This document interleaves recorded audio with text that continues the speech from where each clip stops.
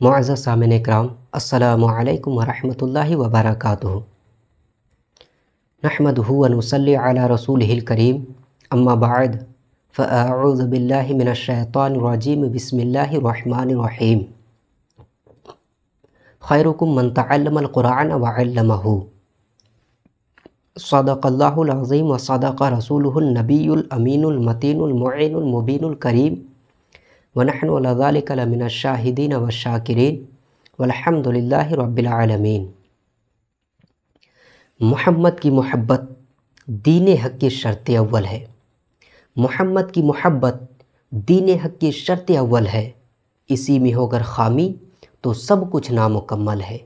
اور کی محمد سے وفا تو نے تو ہم تیرے ہیں، کی محمد سے وفا تو نے تو ہم تیرے ہیں، یہ جہاں چیز ہے کیا لوح و قلم تیرے ہیں۔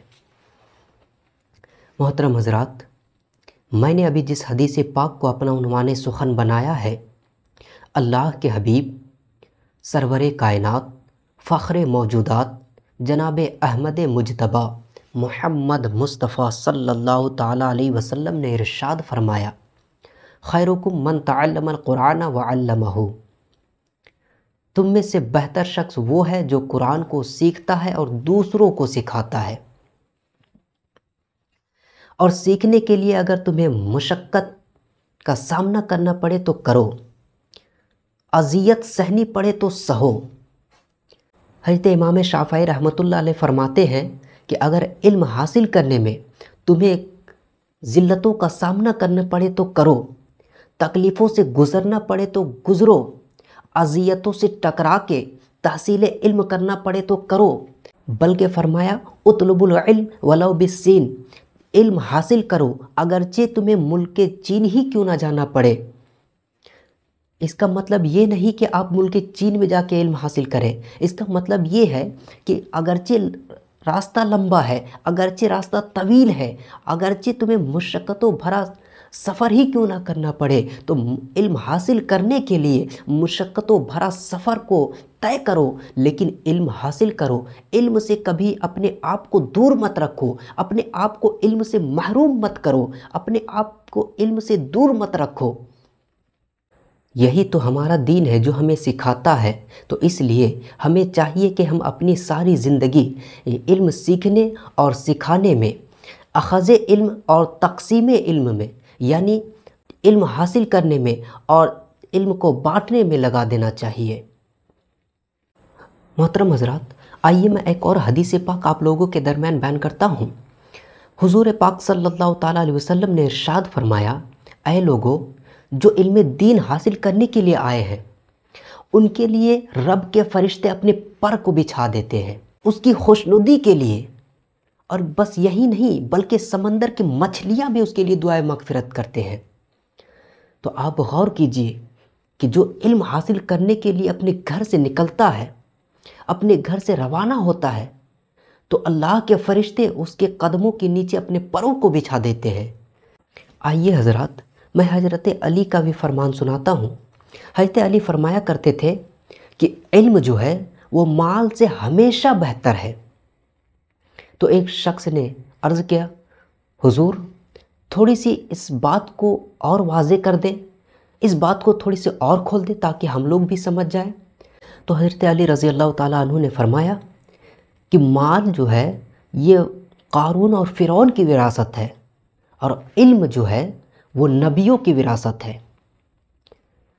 آپ فرمانے لگے کہ مال تو تقسیم کرنے سے گھٹتا ہی جاتا ہے، جتنا تقسیم کرو اتنا ہی گھٹتے جاتا ہے، لیکن علم کو جتنا بانٹو گے اتنا ہی بڑھتا چلا جائے گا، جتنا تقسیم کرو گے اتنا ہی بڑھتا چلا جائے گا۔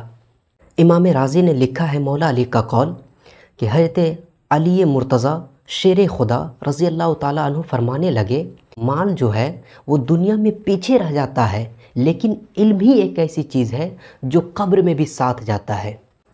آئیے حضرات، میں ایک اور حدیث پاک بیان کرتا ہوں۔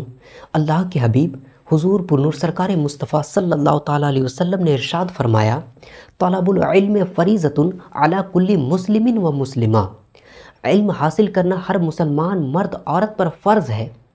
اب یہاں ایک بات سمجھنے کی ہے کہ اس علم سے مراد کیا ہے اور کتنا حاصل کرنا فرض ہے۔ تو سب سے پہلے آپ یہ سمجھیے کہ اس علم سے مراد وہ مذہبی علم ہے جس کا حاصل کرنا ہر بندے کے لیے ضروری ہے، فرض ہے۔ اب کتنا حاصل کرنا فرض ہے؟ تو اتنا حاصل کرنا فرض ہے جس سے انسان، جس سے مسلمان اللہ تبارک و تعالیٰ کی ذات کو سمجھ سکے۔ اتنا علم حاصل کرنا فرض ہے جس سے مسلمان اللہ تبارک و تعالیٰ کی وحدانیت کو سمجھ سکے۔ اتنا علم حاصل کرنا فرض ہے جس سے مسلمان اللہ تبارک و تعالیٰ کا لا شریک ہونے کو جان سکے۔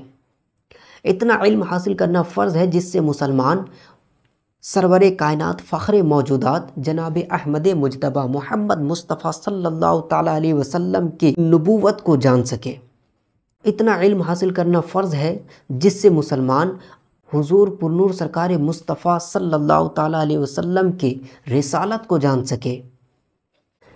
اتنا علم حاصل کرنا فرض ہے جس سے مسلمان اپنی تمام ضروری مسائل کے ساتھ طہارت کے طریقے کو جان سکے۔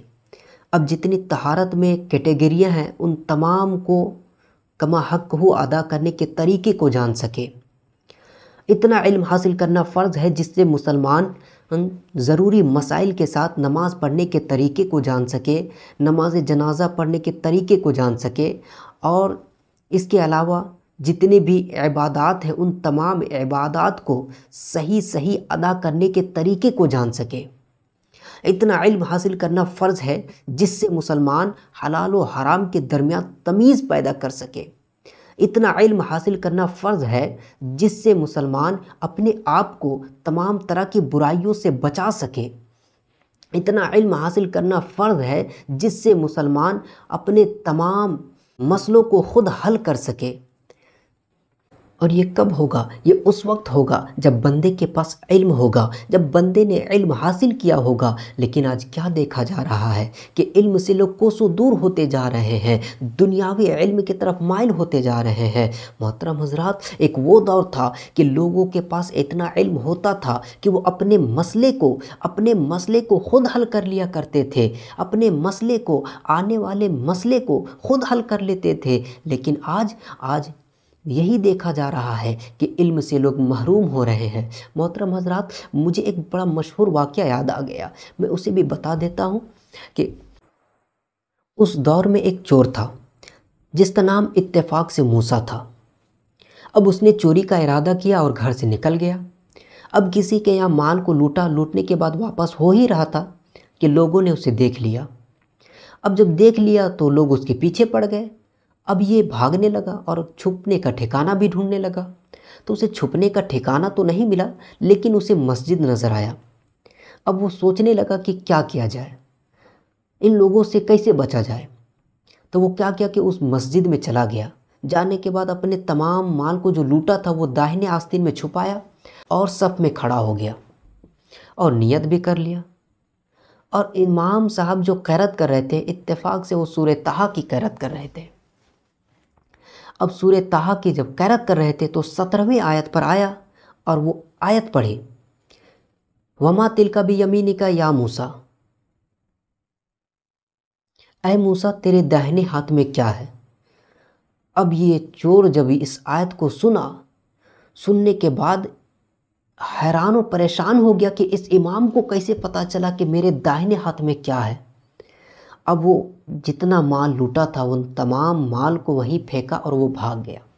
میرا بتانے کا مقصد صرف یہ ہے کہ اس دور کے چوروں کے پاس بھی اتنا علم ہوتا تھا کہ وہ اپنے مسئلے کو خود حل کر لیا کرتے تھے۔ لیکن آج کیا دیکھا جا رہا ہے؟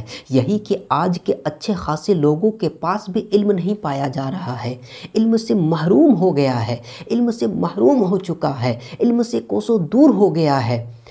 محترم حضرات، اب آپ غور کیجئے کہ وہ اپنے آپ کو حرام چیزوں سے کیسے بچا پائے گا؟ جب اس کے پاس علم ہی نہیں ہے تو وہ اسے کیسے پتہ چلے گا کہ کیا چیز حرام ہے، کیا چیز حلال ہے؟ وہ اپنے آپ کو حرام چیزوں سے نہیں بچا پائے گا، اپنے بال بچوں میں، اپنے پریوار میں کبھی کسی طرح کے سدھار نہیں لا پائے گا، کیونکہ اس کے پاس علم نہیں ہے۔ اگر علم ہوتا تو وہ اپنے بچوں میں، اپنے آپ کو، اپنے بچوں میں، اپنے परिवार में, तमाम लोगों में वो सुधार पैदा करता। मोहतरम हज़रात, मेरे साथ एक हादसा गुजरा, मैं उसे भी बता देता हूँ। एक शख्स ने मुझे किसी काम के तहत बुलाया था, मैं नाम तो नहीं बताऊंगा, लेकिन जो हुआ वो मैं बता देता हूँ। जब मैं वहाँ गया तो उसके लड़के भी स्कूल से आ गए और उसकी उम्र लगभग 6 से 7 साल की होगी। अब आते ही कहता है, हाय माँ, हाय पापा। जब मैंने सुना तो कहा, बेटा हाय नहीं, सलाम किया करो। जब तुम घर आते हो या स्कूल जाते हो तो सलाम किया करो। तो उस बच्चे ने क्या कहा कि मेरे स्कूल में ये सब नहीं सिखाया जाता है, और उसकी उम्र 6 से 7 साल की होगी। अब वो बच्चा जवाब देता है कि मेरे स्कूल में सलाम नहीं सिखाया जाता है। अब आप गौर कीजिए, जिस बच्चे को सलाम से दूर कर दिया जा रहा है, जिस बच्चे को सलाम करना तक नहीं आ रहा है, जिस बच्चे को सलाम करने को कहा जाता है, तो वो कहता है कि मेरे स्कूलों में ये सब नहीं सिखाया जाता है।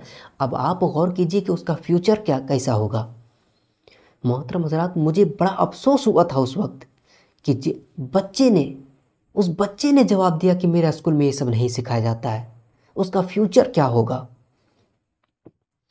मोहतरम हज़रात, इन्हीं बातों को देखकर मैं आप लोगों के दरमियान हाजिर हो रहा हूँ, उन मसलों को लेकर जिसकी ज़रूरत हमेशा पड़ने वाली है, जो ज़रूरियात ज़िंदगी में पेश आने वाली है, जो ज़रूरियात ज़िंदगी में काम आने वाली है।